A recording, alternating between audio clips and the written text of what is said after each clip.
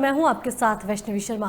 तो सबसे पहले बात करेंगे आगरा की, जहां आगरा में दबंगों और एक परिवार के साथ मारपीट का मामला सामने आया है। बताया जा रहा है कि खेत में पानी जाने को लेकर विवाद हुआ था, जिसके बाद विरोध करने पर डंडों से मारना शुरू कर दिया। इस दौरान 2 महिलाएं सहित 3 व्यक्ति घायल बताए जा रहे हैं। आपको बता दें कि ट्यूबवेल का पानी दबंग के खेत में चले जाने पर व्यक्ति के साथ गाली गलौज करते हुए मारपीट की गई थी और जब बचाने के लिए महिलाएं पहुंची तो उन पर के साथ भी जमकर मारपीट की।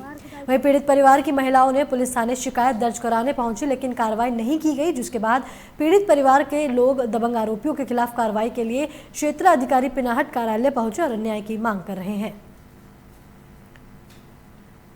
आपको बता दें पूरा मामला आगरा के है, जहां दबंगों के हौसले लगातार बुलंद देखे जा सकते हैं। आपको बता दें कि आगरा में दबंगों और एक परिवार के साथ मारपीट का मामला सामने आया है। दरअसल आपको बता दें कि दबंग के घर में एक परिवार के घर से पानी चला गया था, जिसके बाद दबंगों ने व्यक्ति के साथ जमकर मारपीट की। वहीं व्यक्ति को बचाने गई महिलाओं के साथ भी दबंगों ने जमकर मारपीट की है। इसी बीच फर्रुखाबाद से इस वक्त की बड़ी खबर आ रही है। आपको बता दें कि फर्रुखाबाद में पीड़ित परिवार ने डीएम कार्यालय में प्रदर्शन किया है, जिसके बाद बताया जा रहा है कि 1 साल पहले पीड़ित परिवार की बेटी की हत्या कर दी गई थी, जिसके बाद आरोपियों की धमकी से पीड़ित परिवार परेशान नजर आ रहा है। वहीं आपको बता दें कि पीड़ित परिवार ने पानी की टंकी पर चढ़कर आत्महत्या की धमकी दी है। साथ ही पुलिस ने अभी तक आरोपियों की गिरफ्तारी नहीं की है, जिसके चलते पीड़ित परिवार आरोपियों की फांसी की मांग कर रहा है। वह पूरा मामला फतेहगढ़ कलेक्ट्रेट परिसर का बताया जा रहा है, जहां पानी की टंकी पर चढ़कर 2 व्यक्तियों ने जमकर हंगामा किया। साथ ही आपको बता दें कि 1 साल पहले पीड़ित परिवार की बेटी की हत्या कर दी गई थी, जिसके बाद आरोपियों की धमकी से पीड़ित परिवार लगातार परेशान बताया जा रहा है।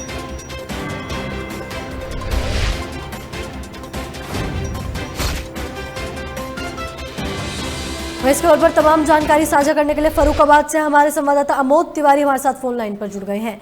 जी अमोद, डीएम कार्यालय में टंकी पर चढ़कर 2 व्यक्तियों ने आत्महत्या की चेतावनी दी है, क्या कुछ है पूरा मामला?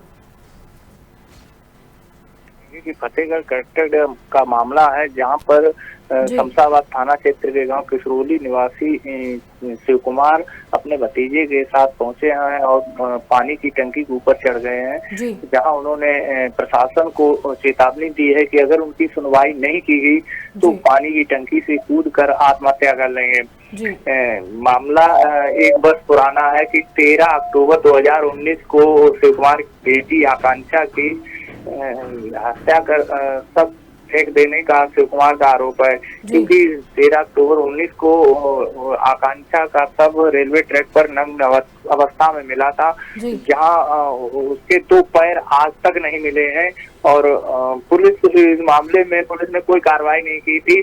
फिर कई संगठनों ने पीड़िता के पिता के पक्ष में प्रदर्शन किया, दबाव बनाया। फिर एडीजी तत्कालीन जो एडीजी थे प्रेम प्रकाश, उनके एक्शन लेने पर पॉक्सो एक्ट में मुकदमा दर्ज किया गया था, लेकिन पुलिस ने आज तक अभी तक अभियुक्तों के विरुद्ध कोई कार्रवाई नहीं की। इस मामले पर तत्कालीन एसओ के खिलाफ भी कार्रवाई हुई थी और उन्हें लाइन हाजिर कर दिया गया था, लेकिन पुलिस की बहुत बड़ी लापरवाही रही कि 1 साल का समय बीतने के बाद भी किसी भी अभियुक्त को गिरफ्तार नहीं कर पाई है, जबकि पीड़ित शिव कुमार का ने आकाश सहित 5 लोगों का नाम पुलिस को दिया था, लेकिन पुलिस ने कोई कार्रवाई नहीं की। वहीं दबंग के प्रताड़ना से पीड़ित होकर पीड़ित शिव कुमार गांव छोड़ गया और बाहर रह रहा है। इन्हीं मांगों को लेकर वो आज फतेहगढ़ कलेक्टर पहुंचा है और उसने कहा है कि उसे तारीख पर आने के लिए सुरक्षा दी जाए, खाने का सामान मुहैया कराया जाए, साथ ही अभियुक्तों की गिरफ्तारी की जाए जी। और लगभग में वो 4 घंटे तक रहा। काफी प्रयास एडीएम, एसडीएम, सीओ कोतवाल सहित किया गया कि वो टंकी से नीचे उतर आए, लेकिन उसकी जिद रही कि जब तक जिलाधिकारी और पुलिस अधीक्षक महोदय नहीं आ जाएंगे वह नीचे नहीं आएगा। आखिर वह 4 घंटे तक पानी की टंकी पर चढ़ा रहा। लंबा इंतजार करने के बाद डीएम और एसपी पहुंचे हैं, उनसे लिखित आश्वासन के बाद वह उतरने के बाद जी अमोद, जैसे कि आप कह रहे हैं आश्वासन दिया गया है, तो पुलिस की तरफ से पीड़ितों को क्या आश्वासन दिया गया है? एक जो पीड़ित है पुलिस की तरफ से एसपी ने आश्वासन दिया है कि उसकी बात पर अमल किया जाएगा। अगर उसने एक मांग और रखी है कि उसकी जो मुकदमे की विवेचना है उसे इटावा ट्रांसफर कर दिया जाए। तो एसपी ने कहा है कि अगर वो चाहेगा तो इस विवेचना को इटावा स्थानांतरण कर दिया जाएगा। वही डीएम ने भी पीड़ित से बात कर उसे हर संभव सहायता का भरोसा दिया है, क्योंकि जो पीड़ित की जिद थी आखिर उसने वही किया। उसकी जिद रही शुरू से ही कि डीएम और एसपी आएंगे तभी हम नीचे उतरे। अगर जिलाधिकारी मानवेंद्र सिंह और पुलिस अधीक्षक डॉक्टर अनिल मिश्रा समय से पहुंच जाते तो शायद इतना लंबा जो ड्रामा चला है वो ना चलता। तो कहीं न कहीं प्रशासन भी बड़ा लापरवाह है और सवाल भी इस बात का है कि आखिर डीएम एसपी की जब वो बात बढ़ा तो दोनों अधिकारी समय से क्यों नहीं पहुंचे। इसका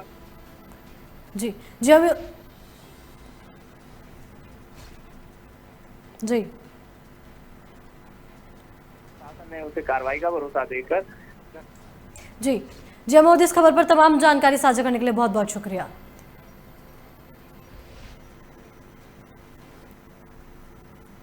इसी बीच लखनऊ से इस वक्त की बड़ी खबर आ रही है। आपको बता दें कि लखनऊ में नेपाल से लाकर घटिया तेल खपाया जा रहा था, जिसके बाद बताया जा रहा है कि शिकायत पर एफएसडीए की टीम ने फैक्ट्री में छापेमारी की।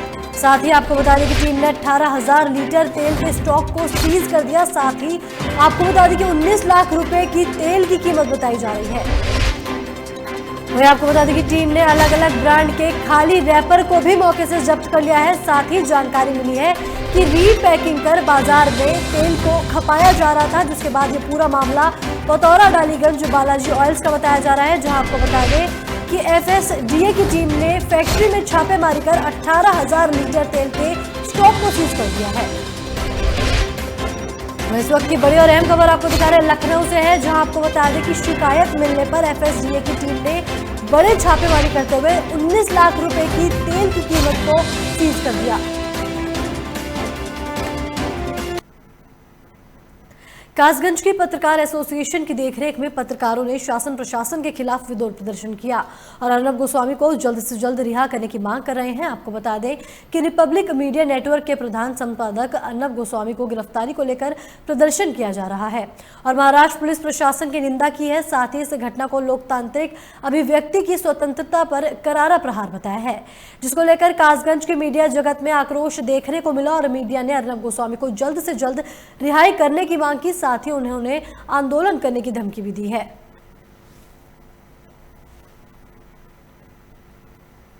रिपब्लिक भारत के चीफ एडिटर अर्नब गोस्वामी की गिरफ्तारी के विरोध में ग्रामीण पत्रकार एसोसिएशन के प्रांतीय अध्यक्ष सौरभ कुमार के निर्देश पर पूरे उत्तर प्रदेश में जिला अध्यक्ष द्वारा जिलाधिकारी के माध्यम से राष्ट्रपति के लिए ज्ञापन सौंपा गया है, जिसमें मांग की गई है कि अर्नब गोस्वामी को बेशर्त वहां से जेल से रिहा किया जाए।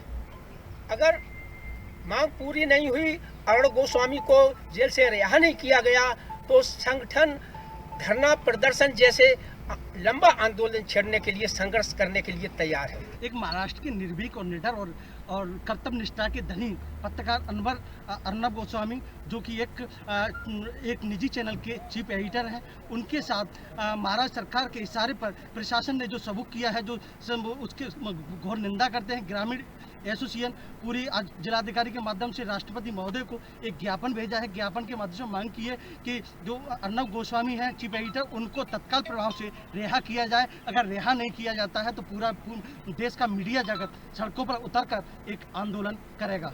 आज जनपद कासगंज के सभी पत्रकारों ने मिलकर जो रिपब्लिक भारत के जो वरिष्ठ एंकर संपादक हैं अर्नब गोस्वामी, उनको लिए महाराष्ट्र सरकार ने अरेस्ट करा लिया है निराधार आरोपों के माध्यम से, तो उनके लिए सरकार तत्काल रिहाई करे। इसी के लिए आज ग्रामीण पत्रकार एसोसिएशन ने पूरे उत्तर प्रदेश के सभी जनपदों में एक ज्ञापन दिया है, धरना दिया है और उनके लिए जल्द से जल्द रिहा करने की मांग भी की गई है। इसी बीच ग्रेटर नोएडा से इस वक्त की बड़ी खबर आ रही है। आपको बता दें कि ग्रेटर नोएडा में कार सवार 3 बदमाशों ने जानलेवा हमला किया है। आपको बता दें कि इलेक्ट्रीशियन पर हमला कर बदमाशों ने अगवा करने की कोशिश की थी, जिसके बाद लोगों को देख आरोपी मौके से फरार हो गए। इस वक्त की बड़ी और अहम खबर आपको दिखा रहे हैं ग्रेटर नोएडा से है, जहां बदमाशों के हौसले लगातार बुलंद होते जा रहे हैं। आपको बता दें कि देर रात 3 बदमाशों ने इलेक्ट्रीशियन पर जानलेवा हमला कर उसे अगवा करने की कोशिश करी। वहीं आपको बता दें कि मौके पर लोगों को देख आरोपी मौके से फरार हो गए, जिसके बाद घटना का वीडियो सोशल मीडिया पर भी वायरल हुआ है। वहीं पूरा मामला थाना बीटा 2 क्षेत्र में स्थित निबंध सोसाइटी के पास का बताया जा रहा है, जहां देर रात बदमाशों ने इलेक्ट्रीशियन को अगवा करने की कोशिश की है। वहीं आपको बता दें कि बदमाशों ने लोगों को देख मौके से फरार हो गए।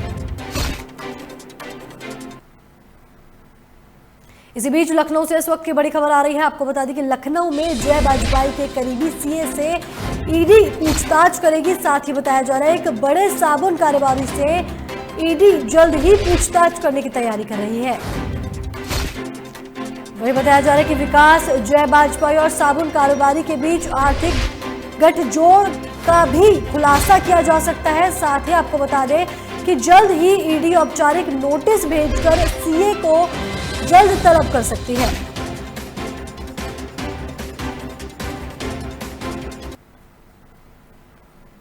मेरठ के परतापुर में धागा बनाने की फैक्ट्री में देर रात भीषण आग लग गई, जिसके बाद मौके पर पहुंची दमकल आग बुझाने के प्रयास में जुट गई।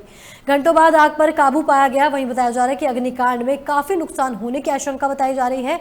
आपको बता दें कि जिस वक्त यह हादसा हुआ तब फैक्ट्री में कई मजदूर काम कर रहे थे और देखते ही देखते अफरा तफरी मच गई। बताया जा रहा है कि आग की चपेट में आकर कई मजदूर झुलस गए। वहीं दमकल अधिकारियों ने बताया कि फैक्ट्री में आग से बचाव को पानी की सुविधा नहीं थी, इसलिए भी शुरुआत में कुछ दिक्कतें सामने आई। आपको बता दें पूरा मामला मेरठ का है, जहां धागा फैक्ट्री में भीषण आग लग गई। दरअसल बताया जा रहा है कि फैक्ट्री में आग से बचाव को लेकर पानी की कोई सुविधा नहीं थी, जिसको लेकर आग लगने के बाद थोड़ी दिक्कतों का सामना करने पड़ा। वहीं आनन फानन में घटना की जानकारी दमकल विभाग को दी गई, जहां जानकारी पाकर दमकल विभाग के कर्मचारी मौके पर पहुंचे, साथ ही आग को बुझाने की मशक्कत में जुट गए। हम मशीन चला रहे थे। कितने लोग? करीबन हम 6-7 जने। क्या हुआ अचानक? अचानक एकदम से बोर्ड में फटाका बोला और आग लग गई। कितना माल था अंदर? अंदर कहीं गाड़ी माल था। अजी नहीं तो ना पता, हम तो मशीन चला रहे थे। बिजली से लगी? मशीन चला रहे थे इधर उससे हवा अच्छा कितना माल होगा? माल तो 6-7 गाड़ी था। सारी मशीन ये बिजली से लगी जी, बिजली के तार में लग कर फिर बोरे लग रहे थे, कई गाड़ी जी उनमें बोरों में बैठ गई, फिर हमारे पे कवर नहीं हुई जी। कितने लोग थे? लोग तो 15-20 तो उंगले थे जी, और 7-8 इधर थे जी। अच्छा कोई झुलसा तो नहीं जी? ठीक। ये फैक्ट्री किसकी है? फैक्ट्री अजय है जी, बाबूजी का नाम बढ़ेगा, छोटे का पता नहीं जी। बाबूजी क्या बनाते हैं?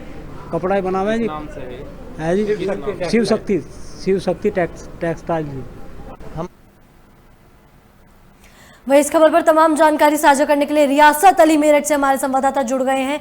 जी रियासत जी, बताया जा रहा है कि धागा बनाने की फैक्ट्री में देर रात भीषण आग लग गई, क्या कुछ है पूरा मामला? जी मैं बताना चाहूंगा, मेरठ के परतापुर क्षेत्र में कुंदन पटेल एरिया है, जहाँ पर अजय की शिव शक्ति टेक्सटाइल है। यहाँ पर धागा बनाया जाता था। देर रात करीब 12 बजे शॉर्ट सर्किट से फैक्ट्री में आग लग गई। जी जैसे जैसे धागे आग पकड़ते गए, वैसे वैसे आग ने विक्रांत रूप ले लिया और फैक्ट्री में काफी तादाद में जो मजदूर काम कर रहे थे, जिससे वो आग लगने से झुलस गए। जी मैम। जी रियासत, किन कारणों के चलते आग लगी है? मैम शॉर्ट सर्किट से आग लगी है धागों में, और आसपास में कहीं पानी की सुविधा नहीं थी, जिसके कारण विक्रांत रूप ले लिया गया है। आग पर काबू नहीं पाया गया है। जी रियासत, इस खबर पर तमाम जानकारी साझा करने के लिए बहुत बहुत शुक्रिया।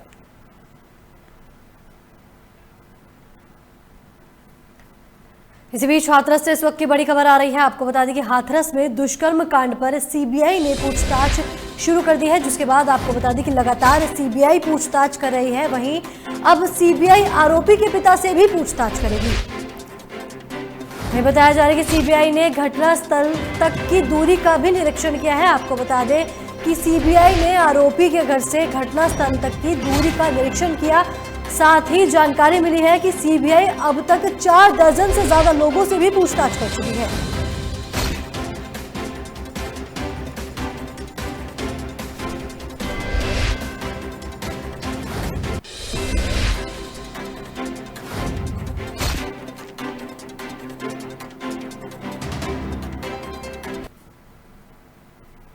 मिर्जापुर के चुनार में बनी प्लास्टर ऑफ पेरिस की बनी मूर्तियां हजारों परिवार के लिए जीविकापार्जन का माध्यम बन चुकी हैं।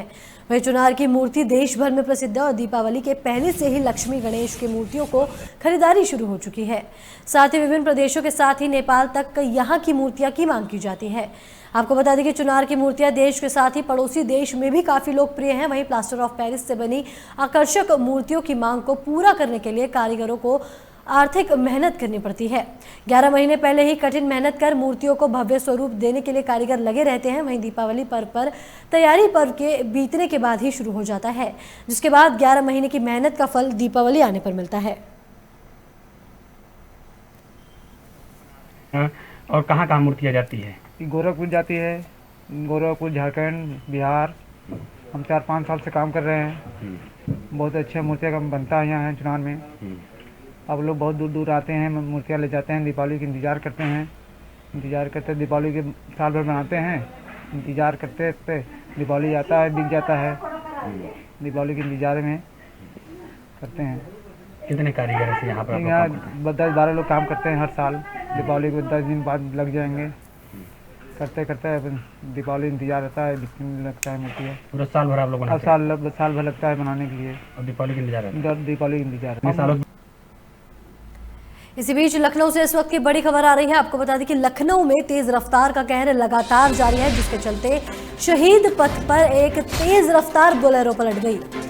आपको बता दें कि बोलेरो पलटने से सड़क पर लंबा जाम लग गया, जिसके बाद आनन फानन में घटना की जानकारी पुलिस को दी गई। वहीं आपको बता दें कि जानकारी के बाद भी पुलिस मौके पर नहीं पहुंची।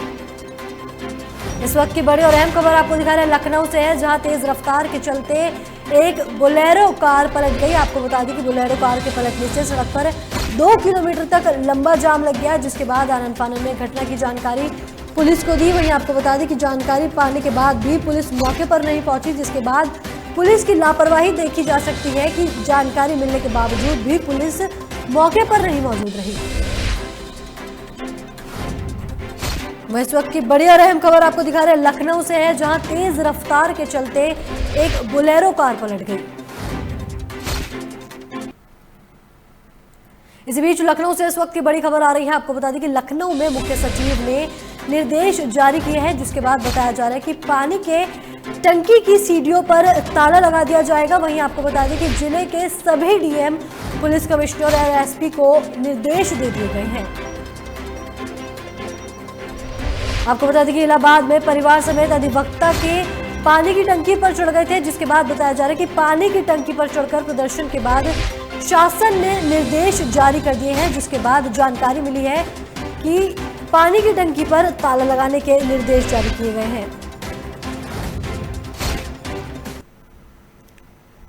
इसी बीच बड़ी खबर लखनऊ से है। आपको बता दें कि लखनऊ में निलंबित डीआईजी अरविंद सेन की जमानत पर हाईकोर्ट की लखनऊ बेंच ने सुनवाई की है, जिसके बाद बताया जा रहा है कि पशुधन घोटाले में निलंबित डीआईजी इंदौर के व्यापारी ने दर्ज कराया था ये पूरा केस। वहीं आपको बता दें कि हजरतगंज कोतवाली में दर्ज कराने के केस के बाद टेंडर दिलवाने के नाम पर जालसाजी की गई थी, जिसके बाद बताया जा रहा है कि निलंबित डीआईजी अरविंद सेन की जमानत पर हाईकोर्ट की लखनऊ बेंच में सुनवाई हुई है। वहीं आपको बता दें कि डीआईजी ने व्यापारी से 9.27 करोड़ रुपए की जालसाजी की थी, जिसके बाद बताया जा रहा है कि इंदौर के व्यापारी ने डीआईजी के खिलाफ मामला दर्ज कराया है।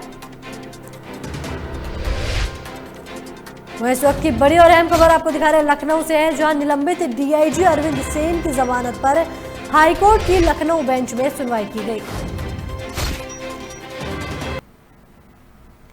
मिर्जापुर में एंड्रॉयड मोबाइल के अभाव की वजह से अपने बच्चों को पढ़ा नहीं पा रहे हैं, जिसको लेकर 2 सहेलियों ने एक मिसाल पेश की है। आपको बता दें कि एंड्रॉयड मोबाइल के अभाव में बच्चों को पढ़ाने का जिम्मा खुद पढ़ाई करने वाली 2 सहेलियों ने उठाया है। बताया जा रहा है कि इस 2 सहेलियों ने गंगा नदी के तट पर क्लास शुरू की है। वहीं बताया जा रहा है कि क्लास के शुरुआत में सिर्फ 2 बच्चे से आते थे, लेकिन अब करीब 22 बच्चे आने लगे हैं। साथ ही गरीबी के कारण नहीं पढ़ा रहे परिजनों ने उन 2 लड़कियों को धन्यवाद कहा है। साथ ही बताया जा रहा है कि कोरोना संकट के चलते देश भर के स्कूल कॉलेजेस बंद चल रहे हैं, जिसके बाद कुछ स्कूल कॉलेज तो ऑनलाइन शिक्षा अपने बच्चों को दे रहे हैं, लेकिन गरीब बच्चों के पास मोबाइल और इंटरनेट का पैसा न होने से उनकी पढ़ाई बाधित हो रही है। जिसके बाद मिर्जापुर में गरीब बच्चों की शिक्षा को लेकर 2 सहेलियों ने मिसाल पेश की है।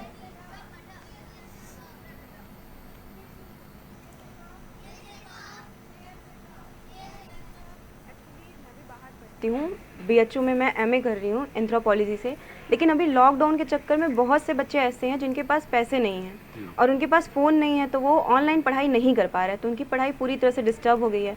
तो अभी हमारा भी हॉस्टल बंद है, हम भी घर पे फ्री हैं, तो मैं और मेरी चाइल्डहुड फ्रेंड है पूर्णिमा, हम दोनों मिलके यहाँ पे बच्चों को पढ़ा रहे हैं। निःशुल्क है ये, और यहाँ पे हमने ऐसा कुछ नहीं बनाया कि गरीब बच्चे, अगर अमीर भी आते हैं वो बच्चा है तो हम पढ़ाएंगे उसको, और हमसे पढ़ाते ही नहीं है, योगा सिखाते हैं, सेल्फ डिफेंस सिखाते हैं, इंग्लिश बोलना सिखाते हैं, फिर दैनिक जीवन में जो भी चीज़ें ज़रूरी हैं वो सारी चीज़ें हम सिखाते हैं। क्या बच्चे के परिजन है, आप बच्चे क्या बोलते हैं आपको फिर इस तरह की? बच्चे इंटरेस्ट लेते हैं, उनको मज़ा आता है, क्योंकि स्कूल में तो सिर्फ सिलेबस पढ़ते हैं वो, पर यहाँ आने पे उन्हें बहुत सी चीज़ें सीखने को मिलती हैं। बहुत से बच्चों के पेरेंट्स से हम मिल चुके हैं, वो भी आके हमें थैंक्स कहते हैं, फिर उनको अच्छा लगता है। एक के पापा ने तो हमसे ये भी बोला कि मैं नहीं पढ़ा लिखा हूँ, लेकिन अगर मेरे बच्चे कुछ कर लेंगे तो मुझे बहुत अच्छा। ये बताइए, क्या आप कौन सा शिक्षा दे रही हैं, क्यों दे रही हैं, कहाँ से ये प्रेरणा आया आपको? ये इस समय लॉकडाउन चल रहा है, जैसा कि गरीब बच्चों के पास फ़ोन नहीं है और वो नेट नहीं करा सकते, तो फिर वो ऑनलाइन पढ़ नहीं पा रहे हैं, और हम लोग भी इस समय फ्री हैं और हम लोग भी अपनी पढ़ाई करते हैं। उसके बाद हम लोग शाम को फ्री होते हैं तो इन बच्चों को यहाँ पे पढ़ाते हैं, जिससे इन बच्चों की भी पढ़ाई रेगुलर चल सके। क्या दिक्कतें ऐसे आती थी बच्चों को, तो यहाँ पे आए हैं तो क्या फ़ायदा मिल रहा है? इन बच्चों को हम लोग, ये बच्चे अधिकतर यहाँ पे सरकारी स्कूल के हैं, इन लोगों को जनरल चीज़ें सरकारी स्कूलों में नहीं सिखाई जाती, हम लोग वो सब कुछ सिखाते हैं, इनको गेम कराते हैं, योगा कराते हैं, सेल्फ डिफेंस सिखाते हैं, सारी चीज़ें सिखाते हैं। ये सब विषय के अलावा? हाँ। कितने दिन से आप लोग पढ़ा रही हैं और कितने बच्चे पढ़ते हैं? हम लोग लगभग 1.5 महीने से पढ़ा रहे हैं। स्टार्टिंग में 2-3 बच्चे आते थे, कुछ दिन तो बच्चे ही नहीं आए, फिर अभी 20 बच्चे हैं, लगभग 20-22 बच्चे। प्रतिदिन आपका यही? इसी बीच लखनऊ से इस वक्त की बड़ी खबर आ रही है। आपको बता दें कि लखनऊ में पुलिस को बड़ी सफलता हासिल हुई है, जहां फूड इंस्पेक्टर के कुछ दिन पहले घर पर डकैती का पुलिस ने पर्दाफाश किया है। आपको बता दें कि पुलिस ने 9 शातिर बदमाशों को गिरफ्तार कर लिया है, साथ ही पुलिस ने बदमाशों के पास से लूटा हुआ माल भी जब्त कर लिया है। इस वक्त की बड़ी और अहम खबर आपको दिखा रहे हैं, लखनऊ से है, जहां बताया जा रहा है कि कुछ दिन पहले फूड इंस्पेक्टर के घर हुई डकैती का पुलिस ने पर्दाफाश करते हुए 9 शातिर बदमाशों को गिरफ्तार कर लिया है। साथ ही बताया जा रहा है कि पुलिस ने बदमाशों के पास से लूटा हुआ माल जब्त कर लिया है। साथ ही डीसीपी पूर्वी चाउर निगम के नेतृत्व में कार्रवाई की गई, जिसके बाद पुलिस ने लूटे हुए सामान को भी बदमाशों के पास से जब्त कर लिया। वह इस वक्त की बड़ी और अहम खबर आपको दिखा रहे हैं, लखनऊ से है, जहां पुलिस को बड़ी सफलता हासिल हुई है।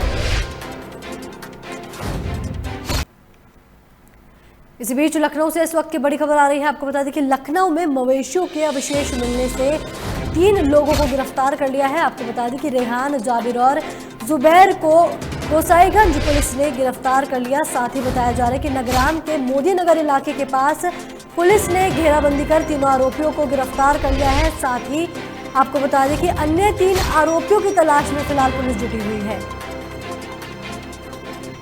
इस वक्त की बड़ी और अहम खबर आपको दिखा रहे हैं, लखनऊ से है, जहां मवेशियों के अवशेष मिलने के मामले में पुलिस ने 3 आरोपियों को गिरफ्तार कर लिया है। साथ ही जानकारी मिली है कि कुछ दिन पहले ही गोसाईगंज के मोहम्मदपुर गढ़ी स्थित गौशाला में अवशेष मिले थे, जिसके बाद कार्रवाई करते हुए पुलिस ने 3 आरोपियों को गिरफ्तार कर लिया है। साथ ही पुलिस का कहना है कि 3 आरोपियों की तलाश फिलहाल पुलिस कर रही है।